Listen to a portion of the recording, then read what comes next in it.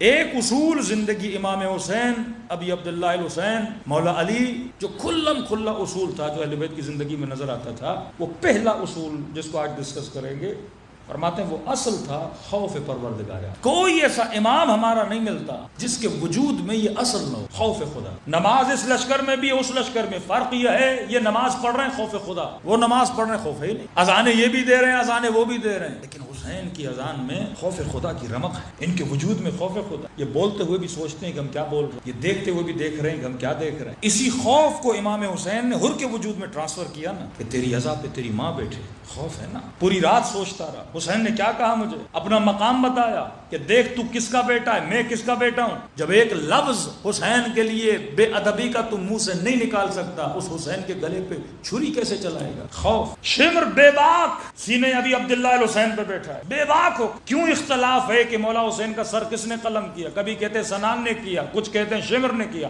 7 نام آتے امام حسین کے سر قلم کرنے والوں کے نام اس لیے آتے ہیں کیونکہ گئے سب تھے، جرت کسی کو نہیں ہوئی۔ آگے بڑھتے تھے، حسین کو دیکھتے تھے، خوف آتا ہے تو نبی کا نواسا نا، واپس آ جاتے تھے، ہم نے سب کر لیا، یہ نہیں کر سکتے۔ شمر آخر میں آگے بڑھا، سینے حسین پہ سوار ہوا۔ اس وقت بھی امام کہہ رہے ہیں مجھے دیکھ، میں کون ہوں مجھے دیکھ، کیا تو جانتا نہیں میں کس کا نواسا ہوں؟ روایت میں ملتا ہے کہ مولا بار بار اسے متوجہ کرنا چاہتے تھے کہ پہچان میں کون ہوں، یہ ہونٹ جو تو دیکھ رہا ہے یہ وہی ہیں جس پہ نبی بوسہ دیا کرتے تھے، یہ چہرہ وہی ہے جس پہ میرے نانا بوسے دیا کرتے تھے۔ متوجہ کر رہے ہیں کہ شمر تاکہ تھوڑا سا اس کے دل میں کیا پیدا ہو جائے، خوف پیدا ہو جائے۔ یہاں تک کہ روایات میں جب لئی خنجر چلانے لگا، گلا نہیں کٹ رہا تھا، پوچھنے لگا کہ حسین میں چھری چلا رہا ہوں، گلا کیوں نہیں کٹ رہا؟ مولا فرماتے کیونکہ اس جگہ پہ اما زہرا نے بوسہ دیا، یہ بوسگائے رسول ہے، خنجر نہیں چلے گا۔ تبھی امام زمانہ فرماتے اس نے گلا آگے سے نہیں کاٹا، اس نے گلا پیچھے سے کاٹا۔ خوف جب وجود سے ختم ہو جائے تو انسان قاتل بنتا ہے، یہ نہیں کہ کلمہ وہ نہیں پڑھتا تھا۔ آج مسئلہ خوف پروردگار عالم کا ہے۔ اہل بیت کی زندگی میں جو سب سے زیادہ چیز نظر آتی تھی اللہ کا خوف، اور آج معاشرے میں جو سب سے زیادہ کم ترین چیز پائی جاتی ہے، نماز کی کمی نہیں، روزوں کی کمی نہیں، تسبیحوں کی کمی نہیں، اللہ کی کمی نہیں، مولویوں کی کمی نہیں، مفتیوں کی کمی نہیں، کمی ہے تو خوف خدا کی کمی۔ اور یہ وہ چیز ہے جو اہل بیت کے وجود میں بارز ترین صفت خوف پروردگار ہے۔ وسط میدان میں کوئی خاتون یا کوئی مولا علی سے مسئلہ توحید پوچھنے آتا ہے، ابن عباس کہتے ہیں چلا جا میدان میں تو مسائل پوچھ رہا ہے، امام فرماتے ڈانٹتے ابن عباس، علی اسی لیے تو جنگ لڑ رہا ہے۔ وسط میدان میں مولا اس کا عقیدتی مسئلہ حل کرنے لگے، یہ خوف خدا۔ جنگ چل رہی ہے، وسط جنگ میں امام حسین مصلی بچھا کے اذان دیتے ہیں، نماز پڑھاتے ہیں، یہ بتانے کے لیے کہ حسین کے وجود میں خوف پروردگار عالم کے۔ اب دعویٰ تو سب کرتے ہیں کہ ہمارے وجود میں اللہ کا خوف، پتہ کیسے چلے کہ واقعاً میرے وجود میں اللہ کا خوف ہے کہ نہیں؟ معصوم فرماتے اس کی 5 نشانیاں ہیں۔ اگر خوف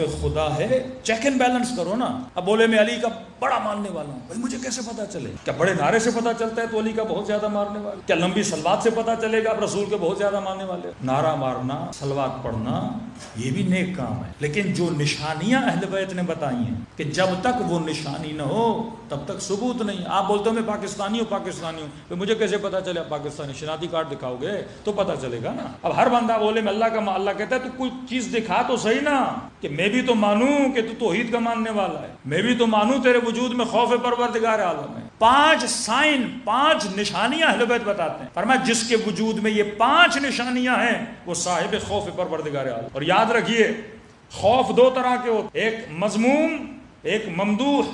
اچھا خوف، برا خوف۔ بہترین خوف ہے پروردگار عالم کا خوف۔ وہ خوف جو برا ہے وہ یزید کا خوف، وہ ظالم کا خوف جس سے ہم ڈرتے ہیں، مال کے کھونے کا خوف، بیٹے کے جانے کا خوف، بیوی کے چھوڑنے کا خوف، کسی کے مرنے کا خوف، اپنے بیمار ہونے کا خوف، یہ بھی سارے تو خوف ہے نا۔ الا ان اولیاء اللہ لا خوف علیہم ولا هم یحزنون، جو اللہ کے ولی ہیں ان کے وجود میں کوئی خوف نہیں ہوتا، اور ساتھ میں کہا غم نہیں ہوتا، کیونکہ غم بھی خوف کے ساتھ آتا ہے۔ جب خوف آتا ہے تو غم آتا ہے، کھونے کا غم، مقروض ہونے کا غم، بیمار ہونے کا غم، یہ سارے غم ہوتے ہیں۔ اور شیطان بھی انہی چیزوں سے ڈراتا ہے، میری نہیں مانو گے تو مار دوں گا، بیٹا چھین لوں گا، فقیر کر دوں گا، زخمی کر دوں گا، یہ شیطان کے حربے ہوتے ہیں۔ لیکن کہ اولیاء اللہ اگر خوف رکھتے ہیں خدا کا، اس کے علاوہ کسی کا خوف نہیں رکھتے۔ اس کی مثال میں آپ کو اس طرح دوں کہ ایک بندہ اگر قانون کو فالو کرے، مثلا آپ ہائی وے پہ گاڑی چلا رہے ہیں، ڈرائیونگ لائسنس بھی ہے، اسپیڈ بھی آپ لمٹ میں چلا رہے ہو، ہر چیز کو فالو کر رہے ہو، جو قانون سے ڈرتا ہے وہ پولیس سے نہیں ڈرتا. پولیس سے کون ڈرتا ہے؟ جو قانون سے نہیں ڈرتا. جب آپ قانون کو فالو نہیں کرو گے، اسپیڈ لمٹ حد سے بڑھ جائے گی، پولیس والے پہ نگاہ پڑے گی، دل میں کیا آئے گا؟ خوف آئے گا، روک نہ لے، فائن نہ کر لے. تو جو قانون سے نہیں ڈرتا وہ پولیس سے ڈرتا ہے، جو قانون سے ڈرتا ہے وہ پولیس سے نہیں ڈرتا. اسی طرح جو خدا سے ڈرتا ہے وہ لوگوں سے نہیں ڈرتا، اور جو لوگوں سے ڈرتا ہے وہ پھر اس کا مطلب ہے وہ خدا سے نہیں ڈرتا. شریعت پروردگار عالم اسی کا نام ہے. جو حدود الہی کا خوف رکھتا ہے پھر وہ لوگوں کا خوف نہیں رکھتا. آیت اللہ العظمی شیرازی سے ان کے شاگردوں نے پوچھا کہ قبلہ آپ کو پتا چلے 1 ہفتے کے بعد آپ مر جائیں گے، یہ بتائیے زندگی میں کون سا کام کریں گے؟ تو مثلا خدا نخواستہ کسی مومن کو خدا نخواستہ کینسر ہو جائے اور ڈاکٹر بولے آپ 6 مہینے کے مہمان ہو، تو آپ کون سا کام کرو گے؟ اصلا آپ کو رات ملک الموت آ کے بتا دے بھائی جمع کرو، ہفتے میں جانے والے ہو، تو آپ سوچیے آپ کون سا کام کریں گے؟ کسی نے کہا نماز پڑھوں گا، کسی نے کہا تہجد پڑھوں گا، کسی نے کہا قرضوں کو ادا کروں گا، کسی نے کہا رشتہ داروں سے بدتمیزیاں کی ہیں معافیاں مانگوں گا، کسی نے کہا غیبتیں کی ہیں معافیاں مانگوں گا. ہاں سب بولتے رہے. آغائے شیرازی سے پوچھا کہ قبلہ اگر آپ کو پتا چلے ہفتے کے بعد آپ جانے والے آپ کیا کریں گے؟ بڑے سکون سے بولا وہی کروں گا جو روز کرتا ہوں. علی والے کی زندگی ایسی ہوتی ہے، وہ یہ نہیں کہ موت کی خبر سن کے خود کو سیٹ کرنا شروع کر، وہ ہمیشہ اپنے آپ کو کیا رکھتا ہے؟ سیٹ رکھ. بعض لوگوں جس طرح گاڑیوں کو 6 مہینے گھر میں کھڑا کر دیتے ہیں، اب سفر پہ جانا ہے، اب موبائل بھی چیک کرے گا، ہر چیز چیک کرے گا. لیکن ایک بندہ ڈیلی اپنی گاڑی کو مینٹین رکھتا ہے، اچانک بھی فون آ کے سفر پہ نکلنا، یہ تو تیار رہے گا. علی والے کی مثال اسی طرح ہے، وہ ڈیلی بیسس پر خود کو تیار رکھتا ہے. فرماتے رات جب سوتا ہے اسے پشیمانی نہیں ہوتی میں یہ کر لیتا، اس کی زندگی ہوتی ایسی ہے. وہ ڈیلی بیسس پر کیا ہوتا ہے؟ تیار ہوتا ہے. اور یہ تیاری کب آتی ہے؟ جب انسان میں خوف ہے پروردگار عالم ہو. پہلی نشانی فرمائے خوف خدا کی پہلی نشانی، اگر یہ نشانی ہے تو سمجھو خوف خدا ہے. اگر یہ نشانی نہیں ہے تو خوف خدا کی لمٹ تیرے وجود میں کیا ہے؟ کم ہے. صلوات پڑھے محمد وآل محمد.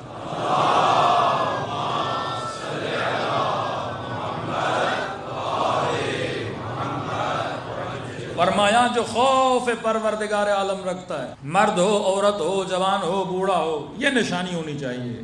مولا کون سی نشانی؟ فرمایا پہلی نشانی یہ ہے جو خوف پروردگار عالم رکھتا ہے وہ خدا کو ناظر مانتا ہے.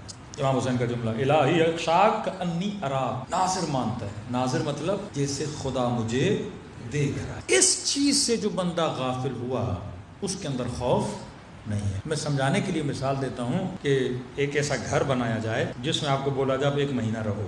پاکستان میں ایک گھر بنایا جائے جس میں بولا جائے 1 مہینہ آپ رہو، اور اس گھر میں بولا جائے 40-50 کیمرے لگے ہوئے ہیں. آپ کب سوتے ہو، کب اٹھتے ہو، کیا کھاتے ہو، کیا پیتے ہو، کیا بات کرتے ہو، کیسے واک کرتے ہو، سب ریکارڈنگ ہو رہی ہے. اور یہ ریکارڈنگ پورے پاکستان کو دکھائی جا رہی ہے. میں کہتا ہوں اس 1 مہینے میں پوری قوم شریف ہو جائے. ہم سے بڑا کوئی متقی نہیں ہوگا. یہ شرافت کس چیز کی وجہ سے ہے؟ کیمرے کی وجہ. اگر خدا کو اس کیمرے جتنا ایمان ہو نا اللہ کی آنکھ پر، جتنا اس کیمرے پر ایمان ہے اتنا ایمان ہو نا خدا کی آنکھ پر. عین اللہ الناظرہ، وہ اللہ کی آنکھ جو تیری نظارت کر رہی. یوم تبلی السرائر، تم سب کی ریکارڈنگ خدا کہتے ہیں قیامت کے دن لوگوں کے سامنے لاؤں. کتنا چھپے گا، کتنا چھپائے گا، کتنا خود کو سمجھ رہا ہے کہ لوگ مجھے نہیں دیکھ رہے. اللہ کہتا ہے نہیں، قیامت کے دن دکھاؤں گا. اس دن سے ڈرو جب اسرار عالم کو میں ظاہر کر دوں. فرمایا خوف خدا کی پہلی نشانی یہ ہے کہ جو اللہ کو کیا مانے؟ ناظر مانے. عقیدہ کامل آ جائے کہ واقعاً مولا کہاں ناظر مانے؟ فرمایا علانیہ و سر، پھر نظارت کی بھی نشانی ہے. ناظر مانے علانیہ لوگوں کے سامنے بھی، و سر، اور جب تنہائیوں میں جاتا ہے اس وقت بھی پروردگار عالم کو کیا مانے؟ ناظر مانے. کہ جب میں اکیلا ہوں تب بھی خدا دیکھ رہا ہے، جب لوگوں میں ہوں تب بھی خدا دیکھ رہا ہے. اچھا ایک ہم لوگوں کا ایک مسئلہ ہے، وہ مسئلہ ہمارا ذاتی ہے. ذاتی مطلب ہماری بناوٹ ایسی ہے، کچھ ایشوز ہماری بناوٹ کی وجہ سے کہ ہم کبھی کبھی غفلت میں چلے جاتے ہیں، کیونکہ ہماری بناوٹ ہے جسم کی. ہم آئینے میں جب خود کو دیکھتے ہیں تو فوراً سمجھتے ہیں یہ کون ہے؟ میں ہوں، جبکہ یہ میں نہیں ہوں. میرا کیا ہے؟ جسم ہے. یہ جسم ہے، مٹیریل جسم ہے جو مٹی میں مل جائے گا. اچھا جب تک ہم دیکھتے نہیں تب تک اس چیز کو محسوس نہیں کرتے کہ ہمارا مسئلہ ہے، کیونکہ عالم مادہ اور مٹیریل اس دنیا میں رہتے ہیں تو محسوسات کو زیادہ ہم محسوس کرتے ہیں. تبھی خدا مثالیں بھی کون سی دیتا ہے؟ جس نے غیبت کی گویا اس نے اپنے مردہ بھائی کا گوشت کھایا. کیونکہ ہم غیبت کو برائی نہیں سمجھ رہے تو اللہ محسوسات کی مثالیں دے رہا ہے. یہ بالکل ایسے ہے سمجھو جسم پڑا ہوا ہے، کاٹ کے کھا رہے ہو تاکہ بندہ محسوس کرے. جس نے غیبت کی گویا اس نے خانے خدا میں زنا کی. محسوسات کی خدا مثالیں دے رہا ہے کیونکہ گناہ جب تک جسمی نہ ہو تب تک ہمیں گناہ نہیں لگتا، جھوٹ ہمیں برا نہیں لگتا کیونکہ جسمی نہیں ہے نا، لیکن پتا چلے کسی مومن نے بدکاری کی ہے ہمیں بہت برا لگتا، حالانکہ کمپیریزن ہے ہی نہیں۔ بعض اوقات ایک بندہ تنہائی میں گناہ کرتا ہے، اس کی اتنی سزا نہیں ہے جتنا ایک معاشرے میں کسی مومن کی بندہ برائی کرے اس کی سزا، کیونکہ ایک گناہ سے فساد پھیلتا ہے، دوسرا گناہ تیری ذات سے ریلیٹڈ ہے، گناہ وہ بھی ہے۔ تبھی خدا مثالیں جسمی دیتا ہے، کیونکہ خدا ہماری مینٹلٹی، ہماری سائیکی کو جانتا ہے کہ جب تک میں اسے ایسی مثالیں نہیں دوں گا اسے وہ برائی نہیں لگے گی۔ خدا کو بھی ہم کیوں نہیں محسوس کرتے؟ کیونکہ نظر نہیں آتا ہمیں۔ وہی مینٹلٹی جو اہل مصر کی، کوئی بت تو بنا دو، کوئی چیز بنا دو موسیٰ، تاکہ ہم دیکھیں، محسوس تو کریں، ہاتھ تو لگائیں، پڑھیں۔ مسجد میں مسلمان جاتا ہے کہتے اللہ وہاں پر ہے، کعبے کی کپڑے اور غلاف کو پکڑ کے سمجھتے اللہ وہیں پر ہے، وہاں بڑا اللہ اللہ کرتا ہے۔ تنہائیوں میں جاتا ہے، کہاں گیا تیرا اللہ؟ بازاروں میں جاتا ہے، کہاں گیا تیرا اللہ؟ گھر میں بیٹھتا ہے، کہاں گیا تیرا اللہ؟ موبائل اٹھاتا ہے، کہاں گیا تیرا اللہ؟ کہتے خوف خدا نہیں ہے۔ خوف خدا کی نشانی یہ ہے کہ ہر وقت ہر لمحہ خدا کو کیا سمجھے؟ ناظر سمجھے۔ جب تک تو خدا کو ناظر نہیں سمجھتا۔ ایک جوان ابھی عبداللہ امام حسین علیہ السلام کی خدمت میں آیا، صلوات پڑھے مولا کی شان پر۔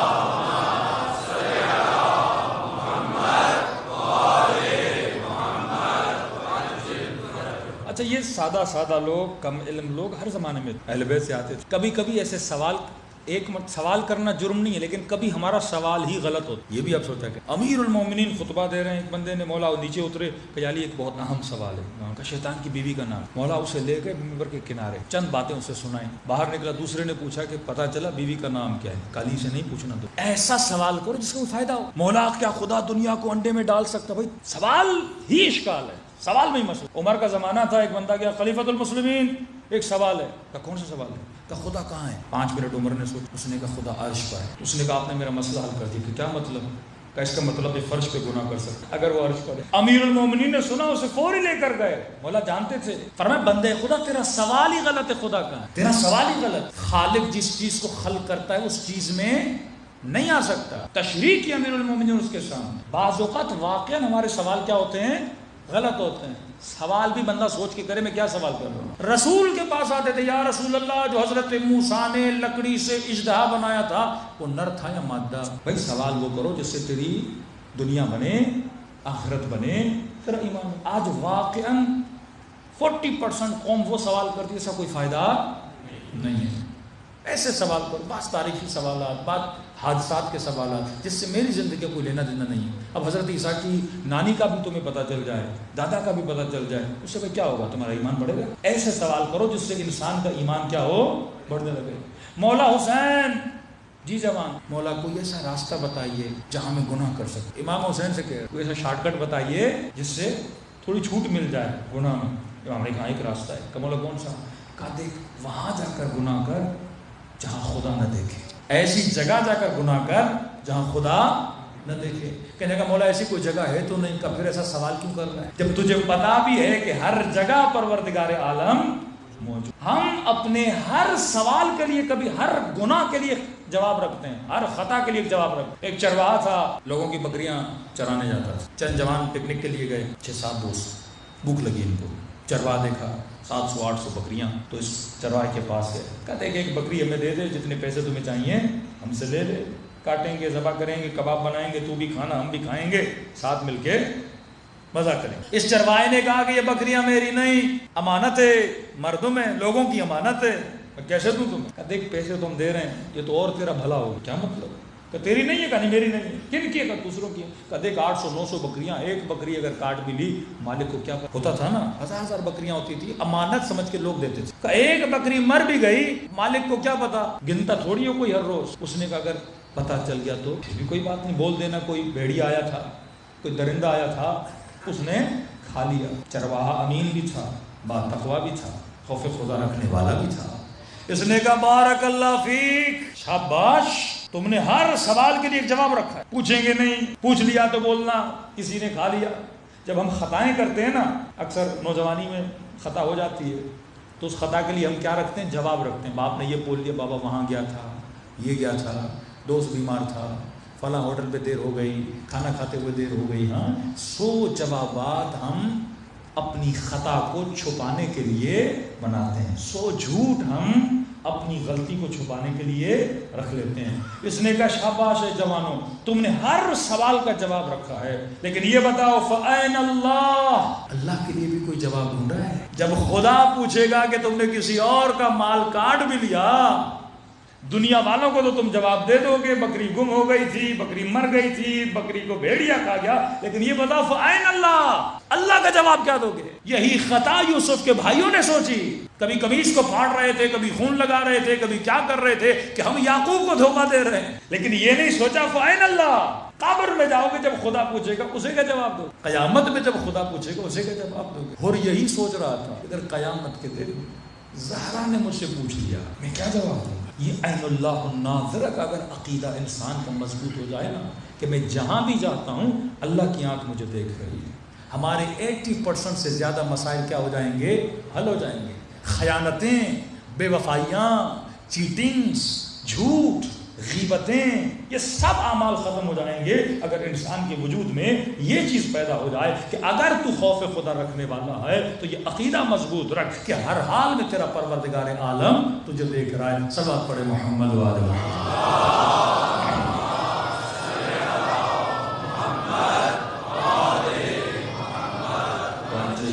دوسری نشانی کا میں ذکر کر رہا ہوں، تفسیر میں کل جاؤں گا، وقت ہو چکا. دوسری نشانی پروردگار عالم کے خوف رکھنے کی یہ ہے کہ تمہاری زندگی میں سب سے زیادہ امپورٹنس کس کی ہونی چاہیے؟ اللہ کی. قرآن کی آیت بھی حبیب ان عربوں کو کہو کہ ان کی بیویاں، ان کے بچے، ان کا قبیلہ، ان کا عشیرہ وَأَمْوَالٌ اقْتَرَفْتُمُوهَا، اور جو پیسہ یہ کماتے ہیں کیا اس کی ویلیو ان کے دل میں زیادہ ہے یا خدا کی ویلیو؟ جب ہم فیصلے اور ڈیسیجن لیتے ہیں تو سب سے پہلے ہم کس کو رکھتے ہیں؟ خدا کو رکھتے ہیں یا پیسے کو رکھتے ہیں؟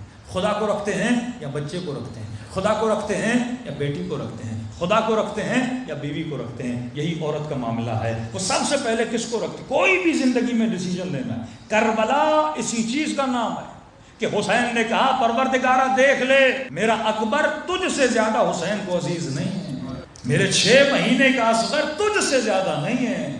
زینب کہتی ہے خدایا میری رضا تجھ سے زیادہ نہیں ہے، میری سکینہ تجھ سے زیادہ نہیں ہے. کربلا کے میدان میں آئے، نعرہ حسین تھا، بسم اللہ و باللہ و علی ملت رسول اللہ. شروع کیا تو نام خدا سے شروع کیا، کہ خدایا سب سے پہلے تو، اس کے بعد اکبر ہے، سب سے پہلے تو، اس کے بعد عباس کے بازو، سب سے پہلے تو، اس کے بعد میری ننھی سکینہ. اس کے علاوہ کربلا میں کچھ بھی نہیں ہے. 9 کے نیزہ پہ سر ہے، کس کی تلاوت کر رہا ہے؟ اللہ کی تلاوت. سر کٹ رہا ہے، کسے سجدہ کر رہا ہے؟ اللہ کو کر رہا ہے. اور جاتے جاتے جو نعرہ حسین تھا وہ کیا تھا؟ رضاً بالرضا وتسلیماً لامرہ لا معبود سوا. اے خدا حسین کس کی رضا پہ راضی ہے؟ تیری رضا پہ راضی ہے. کس کے امر کے سامنے حسین تسلیم ہے؟ تیرے امر کے سامنے حسین تسلیم ہے. کیوں؟ کیونکہ تیرے علاوہ حسین کا کوئی معبود نہیں ہے. وَيَبْقَى وَجْهُ رَبِّكَ ذُو الْجَلَالِ وَالْإِكْرَامِ. پرائرٹی زندگی میں کس کی ہونی چاہیے؟ میرے فیصلوں میں خدا کی لمبی اس بحث ہے کہ واقعا ہم اپنی پریکٹیکل زندگی میں ایک مومن اپنے بھائی، اپنے رشتہ دار، اپنے دوست کی شادی میں جا رہا ہے، پتہ بھی ہے محفل گناہ کی محفل ہے. کیوں جا رہا ہے؟ دوست ناراض ہو جائے، بھائی ناراض ہو، مطلب تم نے اللہ کو پرائرٹی نہیں دی. کسے دی؟ دوست کو دی نا. علی کا بھائی عقیل، مولا وظیفہ بڑھا. عقیل جتنا سب کو دے رہا ہوں تیری ضرورتوں کو علی جانتا ہے کافی ہے، کہ میں تیرا بھائی ہوں، زیادہ بڑھا بھائی ہوں. گرم لوہے کو عقیل کے سامنے رکھ، نابینا تھا، ہاتھ لوہے پہ لگا. علی تو کیسا بھائی ہے؟ بھائی کا ہاتھ چلا رہا ہے. کہ تو کیسا بھائی ہے کہ مجھ سے مخالفت خدا کروانا چاہتا ہے؟ دنیا کی آگ تو اسے برداشت نہیں ہوتی، جہنم کی آگ کیسے برداشت کر پاؤ گے؟ پرائرٹی کون؟ پروردگار عالم. علی مجھے خلیفہ بنا، طلحہ. علی مجھے گورنر بنا، زبیر. طلحہ زبیر. علی گورنر، ہم نے تجھے خلیفہ بنایا. کہ میں نے تو نہیں بولا تھا. جو کرو کس کے لیے کرو؟ خدا کے لیے کرو. جتنی جنگیں لڑی امیر المومنین نے اپنی ذات کے لیے نہیں لڑی، ساری جنگیں پروردگار عالم کے لیے. تو میری زندگی میں فرسٹ پرائرٹی، اہم اور مہم، موسٹ امپورٹنٹ نہیں، موسٹ امپورٹنٹ وجود کس کا ہے؟ اگر خدا کا نہیں ہے تو میرے وجود میں خوف پروردگار عالم نہیں ہے. میں ڈیسیجن جو لیتا ہوں اس کی بنیاد اگر خدا ہو تو وجود میں خوف خدا ہے. یہ اہل بیت جنہوں نے سب کچھ لٹایا خدا کے